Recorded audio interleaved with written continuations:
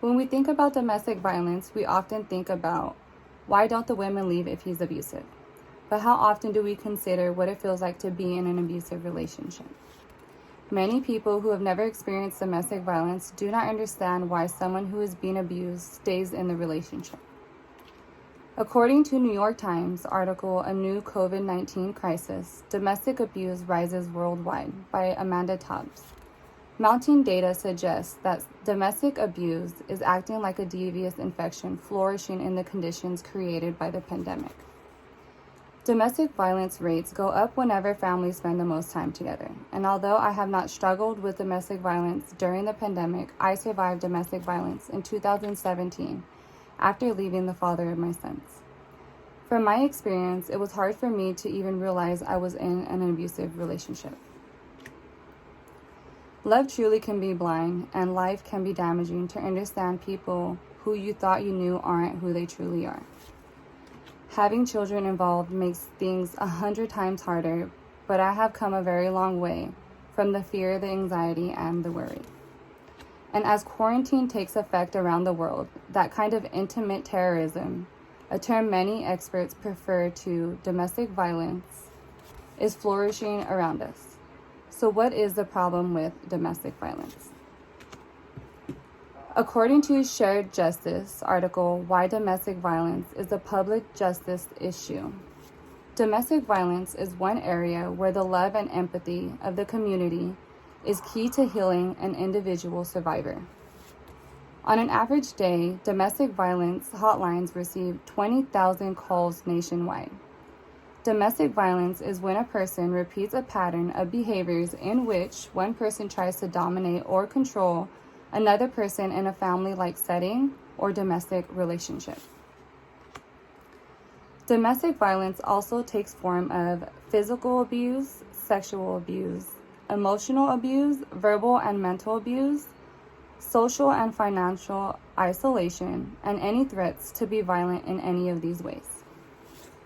Some reasons why women stay are no support system, such as no family and no friends. Fear of losing custody of the kids, because from my experience, CPS states just being in an unsafe environment is good enough reason to take them. Abusers control money, and this is an example of financial abuse. The victim may not be able to afford to leave. Lack of access to resources such as a car, job, and accounts, for example. And the most common reason why women don't leave is fear. According to It Stops Here, a video I found on YouTube, victims are 70 times more likely to be murdered in the few weeks after leaving. But a few reasons that are rarely talked about is a mental manipulation that occurs in an abusive relationship and that are some causes to domestic violence. The psychological aspect deserves special attention because victims who lose their independence, self-esteem, and dignity tend to stay in an abusive situation. One term is called the brainwashing process. Brainwashing is very real and similar to those used on prisoners of war or hostages and members of the cult. Common signs of the brainwashing process is isolation, humiliation, accusations, and unpredictable situations. The environment the abuser creates is real and anticipates fear, which contributes to the victim's beliefs that her situation is hopeless and there is no other options. The victim then suffers what's called battering fatigue, which is similar to the battle fatigue that soldiers experience in combat, who, just like domestic violence victims, both live in fear of being abused or killed. Another term is gaslighting, which describes the actions that make another person believe he or she is crazy and discredits the victim by making others believe the victim is crazy. A form of manipulation in which the victim questions her own memory, perception, and judgment. Warning signs are when the abuser tells lies, denies something even with proof. The abuser will use what is near and dear to the victim as ammunition.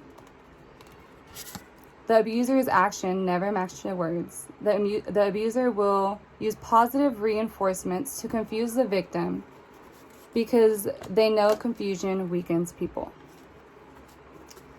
The abuser will project and accuse the victim of things they are guilty of. The abuser will then wear them down, and over time, doubt can grow to the point at which the victim doubts her own sanity. Now, before getting into the solution, let's take some time to identify some of the causes and roots of the abuser. It is possible the abuser witnessed domestic violence during childhood and understands violence to be a way to maintain control within a family. Major life changes like pregnancy may leave the abuser feeling left out, neglected, and then will look to find ways to control in these situations. And when the victim tries to leave an abusive relationship, the abuser may feel abandoned and insecure, creating a greater risk, causing the abuser to become more abusive to maintain control. Now for the solution and being a person outside looking in. Let's try to recognize the state of mind of these women. This can also help us to understand why it is so hard for them to flee their traumatic environment, and why some resort to homicide and suicide. Some women may leave when they are tired, and some when they are truly ready. Some may leave when they find a support system, which is very important in these cases. Because easier said than done, leaving an abusive relationship was one of the hardest things I've ever had to do. The abusers aim to isolate and take their victims away from all they love and know. So when a victim breaks free, they will look to reconnect with those they may have kept at arm's reach. So considering the betrayal from a person who they thought would protect them, considering the financial aspect if there is any, or if it involves children, how do the survivors know what is best for them? Or if they're making the right choices when keeping a father away from his children.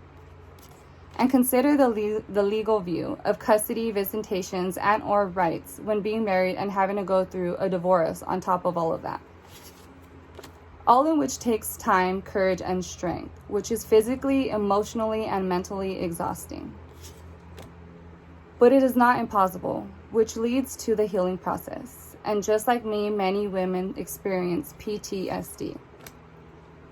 A mental condition that is triggered by a terrifying event or person. Some symptoms include flashbacks, nightmares, and severe anxiety attacks, as well as uncontrollable thoughts of the event. There are solutions for this as well, such as counselors, therapists, and medications if needed. So in conclusion, and being a survivor of domestic violence, I encourage people to be more supportive and more understanding. And although you don't support an abusive relationship, but you love that person, try to stay at arm's reach, because they will need that support system. And even when you think fighting back or excluding yourself from the victim's lives is going to help, it won't. Nothing can change a victim's mind when you don't understand their fear. For victims themselves, understand that there are people who you may not know or trust at all who will help you, who will also help you realize none of which any of this is your fault.